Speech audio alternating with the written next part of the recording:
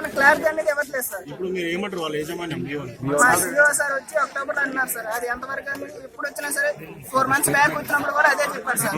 మే అని చెప్పారు, మే వెళ్ళిపోయింది, ఏప్రిల్ అన్నారు, ఏప్రిల్ వెళ్ళిపోయింది, ఇప్పుడేమో వచ్చి అక్టోబర్ అన్నారు సార్. ఎన్ని రోజులు మేము ఓపిక పట్టాలి సార్, మాకు శాలరీ సరిపోతుంది సార్. ఇలాగే ఫ్యామిలీ మెంబర్స్ కూడా చాలా మంది ఉన్నారు సార్. అదే 9,000 10,000తో ఫ్యామిలీ మెంబర్స్ శంషాబాద్ లో పెట్టుకుని 10,000 ఏం చేస్తారు సార్? సిటీలో చాలా కష్టంగా ఉన్నారు సార్.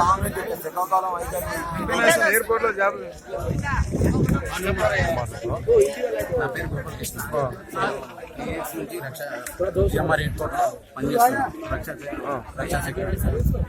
మాకు యాక్చువల్గా స్టార్టింగ్ నుంచి 7,500 ఇంక్రిమెంట్ అయితే మ్యాక్సిమం 1,000 దాకా ఉండాలి, కానీ ఇవ్వట్లేదు. ఎట్టి పరిస్థితుల్లో మేము సార్ ఇట్లా ప్రాసెస్ ఇట్లా జరగండి, మాకు శాలరీ ఇంప్రూవ్ చేయాలని ఎన్నోసార్లు అడిగాం. అంతా బాగుంది, అకాడమిషన్ ఇచ్చారు, ఫ్యామిలీ కూడా ఇచ్చారు. ఇప్పుడు చూస్తే తెలంగాణ ఎంప్లాయ్మెంట్ అవుట్ సోర్సింగ్ లో మొత్తం 17,500 రూపీస్ వస్తుంది. మేము అడిగాం సార్ ఏ స్టేట్కి ఎంత ఇస్తారో, ఏ గవర్నమెంట్ ఎంత ఇస్తుందో మాకు అంత ఇవ్వండి అని మేము చెప్పాం. ఆల్రెడీ తెలంగాణలో స్టేట్మెంట్లో ఉంది 17,500 రూపీస్ అవుట్ సైడ్.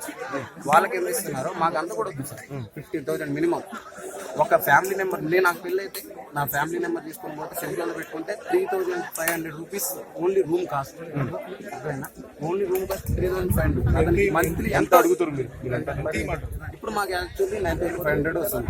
మేము అడిగేది ఏంటంటే తెలంగాణలో ఎంత ఇస్తున్నారు, ఏపీలో ఎంత ఇస్తున్నారు, ఒడిశాలో, ఆల్ ఇండియా వాళ్ళు ఇక్కడ ఉన్నాం. మేము అడిగేది ఏంటంటే సార్ 15,000 మినిమం 15,000 ఉండాలి. 15,000 ఉంటే ఫ్యామిలీ నడుపుకోవచ్చు. మేము ఇక్కడే ఉండి ఇదే జాబ్ చేస్తామని మేమైతే అనట్లేదు. మొత్తం 650 మెంబర్ మేము ఇదే జాబ్ చేస్తామని మేము అయితే అనట్లేదు. ఎంతో మంది దీనికి సంబంధించిందే ఇవ్వాలి. మీరు